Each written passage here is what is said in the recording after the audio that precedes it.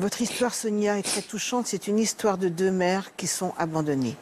En vous écoutant, dans un premier temps, par rapport au prénom, on a l'impression que vous avez vécu le même parcours que votre mère, c'est-à-dire un parcours d'adoption.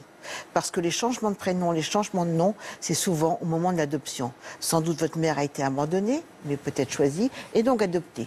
Donc il y a déjà en filigrane cette notion d'adoption, mais aussi d'abandon, mais majeur.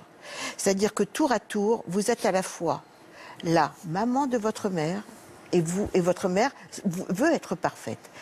Vous êtes l'aîné, votre destin était celui de sauver votre mère d'un destin abandonnique et aussi d'un destin où elle vit constamment des relations insécures.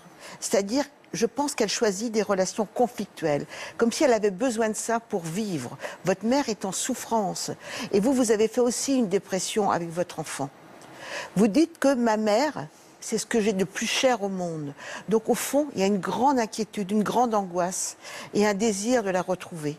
Et en même temps, une quête de liberté parce qu'elle est trop pesante, parce qu'imprévisible. Vous dites que votre mère n'est jamais là au moment où vous l'attendez. Mais donc ça peut totalement se réparer parce que petite, votre mère a été parfaite, elle a travaillé, elle a fait en sorte de vous élever dans des conditions optimales.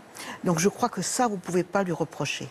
Mais peut-être qu'elle n'a pas pu vous donner ce qu'elle n'a pas eu, à savoir peut-être un manque d'amour. Elle a cru vous donner de l'amour et elle vous a surprotégé d'une manière fusionnelle. Et ça, on ne peut pas lui en vouloir. Est-ce que ça vous parle ? Tout à fait, Yvonne. Donc, votre souffrance, vous êtes en manque de mère. Vous avez mal à votre mère. Vous êtes tous les deux en rapport en miroir, c'est-à-dire que vous aussi, vous souffrez d'un abandon. Vous attendez que votre mère fasse le premier pas. Et elle attend que vous la sollicitiez. Alors, ça se répare comment ? Eh bien, ça se répare enfin par le dialogue et qu'on essaie de comprendre que vous êtes tous les deux dans une problématique abandonnique et c'est à vous de mettre un terme à cela pour vos enfants. Pardon ? C'est à elle de faire le premier pas ? Je comprends sa quête de liberté à Sonia, mais c'est aussi la maman qui est adulte. Je crois que derrière le discours de Sonia, Sonia demande à sa maman, « Maman, je t'en supplie, sois responsable, sois une mère, sois adulte. Je ne peux plus porter mes deux enfants et toi en plus. » C'est tout à fait ça.